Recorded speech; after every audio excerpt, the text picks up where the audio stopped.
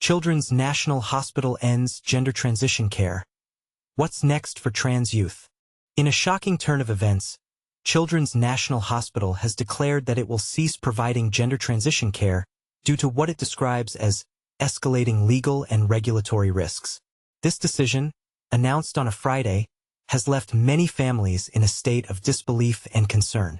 Starting from August 30th, the hospital will stop prescribing gender-affirming medications, as stated on their official website. However, the hospital assures that mental health and other support services will still be accessible to patients. In a message directed to families, which was later shared with the Washington Post, the hospital expressed empathy for the families affected, stating, "We recognize the impact this has had on you and your family, and we are here to support you. Our care teams are available to assist you as you move forward." The communication also indicated that the hospital would no longer conduct evaluations for medication or monitor treatments through laboratory tests like blood work. This decision follows a significant action by the Justice Department, which on July 9th revealed it had issued subpoenas to nearly 20 doctors and clinics involved in providing gender transition care. When asked if Children's National or any of its providers had received a subpoena, a spokesperson for the hospital declined to comment. The Justice Department has yet to respond to inquiries regarding this matter. Gender transition care is often described as life-saving by both patients and healthcare providers, and it is supported by the majority of major medical associations. Certain medications are crucial as they allow patients the necessary time to evaluate their circumstances before committing to more invasive treatments, such as hormone therapy. At Children's National, the Gender Development Program has a policy of not performing gender transition surgeries on individuals under 18 and does not administer hormone therapy to children prior to the onset of puberty. Parental consent is mandatory for any gender transition medical care provided to minors in the district. Mary Raibman, a mother whose college-aged son began receiving gender transition care at Children's in 2018, expressed her dismay at the hospital's decision. She stated, "The hospital is a vital resource, and I would never want anything to put that in jeopardy. If the hospital continued offering care, I don't believe that they would have had to close. I believe they're choosing not to stand up and fight. This decision is really disgusting." Since the beginning of the year, the Trump administration has been actively working to limit access to gender transition care across the nation, while also attempting to restrict the rights of the transgender community in areas such as high school and college sports, military service, and legal protections.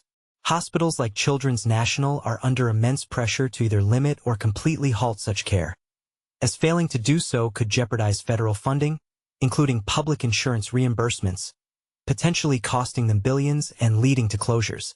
When asked how many patients would be impacted by the cessation of care, a spokesperson for Children's National did not provide specific numbers or confirm whether the decision was influenced by pressure from the Trump administration.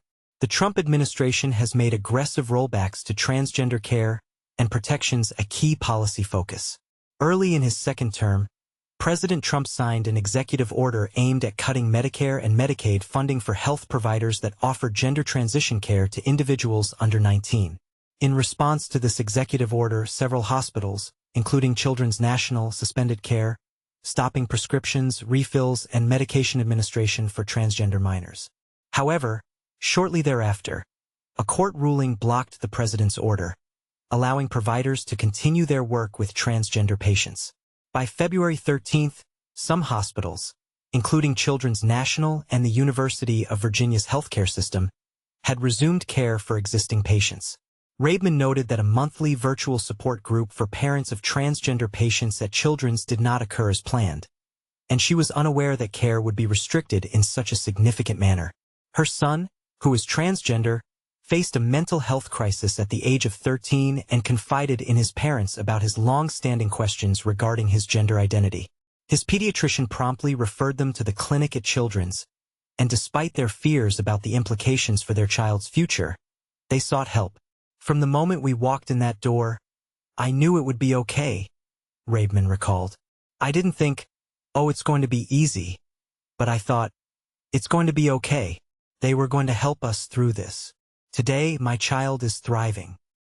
He's an adult man and he's thriving, and it's because of the care he received at Children's National Hospital." Raibman believes that under the pressure from the Trump administration, hospitals like Children's that are discontinuing care have deemed transgender children as expendable. And no one is expendable, she asserted. Over the past 5 years, more than half of U.S. states have enacted bans preventing doctors from providing transition-related health care, including medications, to minors. However, it is important to note that most transgender children do not actually take medication to aid in their transition.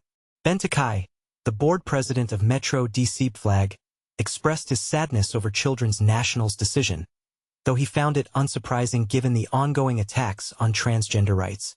He emphasized that organizations like PFLAG, which participated in the lawsuit against Trump's executive order, will continue to advocate for LGBTQ+ youth. There are many ways to bully minority populations, Takai remarked. This is one of those ways. Recently, the Supreme Court upheld Tennessee's ban on gender transition care for minors, setting the stage for further restrictions. Additionally, the Center for Trans Youth Health and Development at Children's Hospital Los Angeles, the largest public provider of gender transition care for youth in the country, announced it would close its doors on July 22, citing a comprehensive legal and financial review and the increasingly severe impacts of recent administrative actions and proposed policies as reasons for its closure. This situation raises critical questions about the future of gender transition care and the rights of transgender individuals. What are your thoughts on this controversial decision? Do you believe that healthcare providers should prioritize patient care over political pressures? Share your opinions in the comments below.